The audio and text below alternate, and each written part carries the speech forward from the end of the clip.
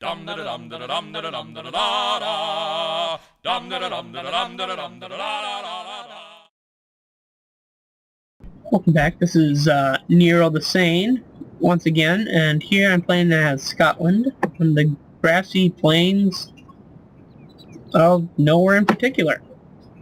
And here, as Scotland, I have a bunch of these pike units, noble and some noble Highland archers that I'm moving around here. And I have some Highlanders and some, oh, I'm not even going to try and say their name, but they're two-handed axemen. And I got some Highland nobles, and I gave them an armor upgrade, and they use two-handed swords. And for cavalry I'm using mailed knights and general's bodyguard, 4 units of the mailed knights. And I chose Scotland here because I had recently watched a movie about William Wallace, so I was just like, you know, I want to play some Scottish here. But I just realized the Scottish really were never made to fight a Turkish army here. Number one, the Scottish didn't really believe in archers all that much, so they're not really all that good. I think their best unit only has 5 damage from arrows, and their range is terrible. And here I'm going against Turkey, whose some of their best infantry is archers. As an example here, the Ottoman infantry. And I have this on times 2 to speed this up a bit, make my videos shorter. So here, my archers are just in range now, opening up, and he's using Allen light cavalry. And he's got me outnumbered on this side, and he didn't bring him out on that side yet. My cavalry is better, I believe, but he's got more units, so he's a little bit more maneuverable. So I had to pay very close attention to what was going on over here. Because see, then he comes from the side, but then I cut that unit off before they could come from that side. And see, that's already down to 25. Out of the 35, 40 it's supposed to be. I even bring my general up and charge him in the side. But then, yep, he just keeps coming around from the side.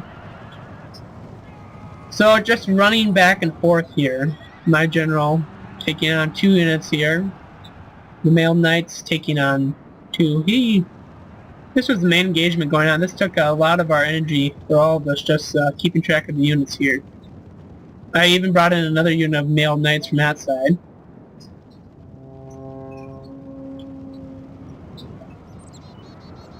So yeah, we're just chasing each other around with cavalry, and he started shooting my cavalry also with his infantry. But really, let's take a look here before the engagement begins. I haven't caused all that much damage to his archer line, but let's look at my archer line. That whole unit's gone, that one's not looking hot, and that one's pretty messed up too. And I lost a lot of pikemen here. I'm down to 28 out of 60.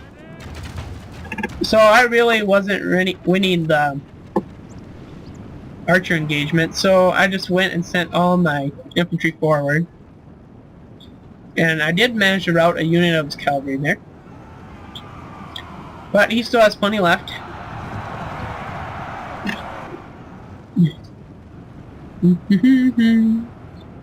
So here I'm routing units here and there.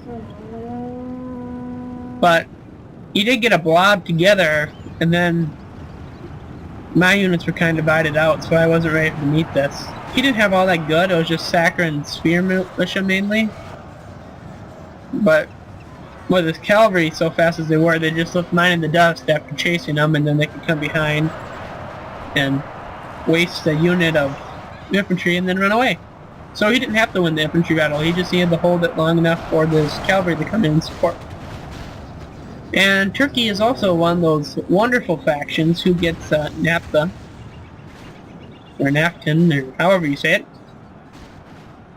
I just call it burning death. And he's using that against me too.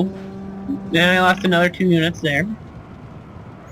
And so at this point, I realize I'm really losing over here, so I pull back everything I have left and form behind a pike line, except for my archers. I have them in the front. So I got a couple units of mailed knights left, 11, 16. I'm bringing my infantry back as I get it. Alright. What else do I have left? Looks like I have a unit of those 200 axe guys coming back, some Highlanders. My general's bodyguard, still alive and well with the general, I assume. Yep, there he is. 8 left there. 7. One must have got shot or killed recently. Oh, that unit came back of Highlanders. Unit came back of that more two-handed axeman. So I'm forming up behind this pike line here, with the remaining cavalry and infantry and archers I have left. But really, this just goes to show the Scottish weren't made for archer engagements. I mean, first of all, look at their armor. That's example number 1. They weren't built for archer engagements. And then just look at that. There's 5 left out of 60. And then if you go over here where the archer line was, yeah, they weren't losing too much there. Not really whatsoever were they losing. So I'm just bringing in what I have left, hoping he'll come on a full-out offensive here, seeing my weakened state. I even have this unit facing backwards. I think he may come in from behind with a cavalry charge. And I have my Highland noble stand there, right in front of the spear line, which in hindsight doesn't make much sense, because then they'll get killed by the cavalry charge, and maybe I was using them as bait or something, I don't even know. But here they're coming up again. They reformed also. And they just decide, I'm winning the missile war as it is, let's just keep that up. So once again, they're shooting, and my guys are still out of range. Just terribly here. Here I don't have any more guys to even form a second row of the spear wall here. There's supposed to be another, see, there's supposed to be guys behind them, something like that. I don't even have enough guys left in this pike unit for that. So he's just picking off what little forces I have left. And it really isn't looking good for me. I didn't even get a chance to say this guy's name here.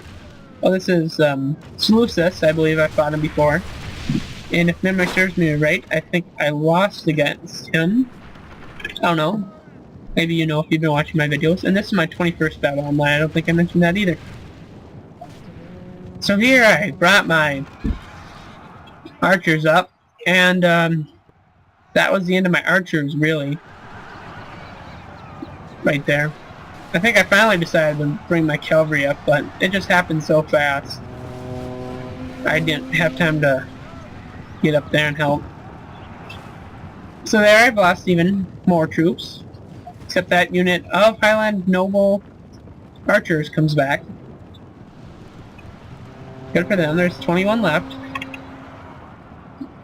At this point I send all my remaining cavalry out here to try and mess up his missile troops here. But then he just sends his little cavalry forward. And I'm hoping I could maybe turn this around if I kill his last unit of cavalry here, and I can just keep running after his archers here, but that wasn't meant to be.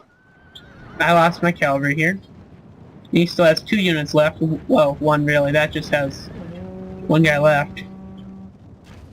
And he actually got taken out by the archer unit there. Oh, he does have 1 behind me, it looks like. And he's just picking off stragglers. He's going for as many kills as he can. So there's 5 back there. I just have my guys in a nice little ball, perfect for his archers, especially since I don't have any armor. Now he's got all of his cavalry behind me. So I send the rest of my army forward. So The little bit I have left in a charge. For Scotland! Freedom! Whatever they want to yell out here. They charge. And, so they run away.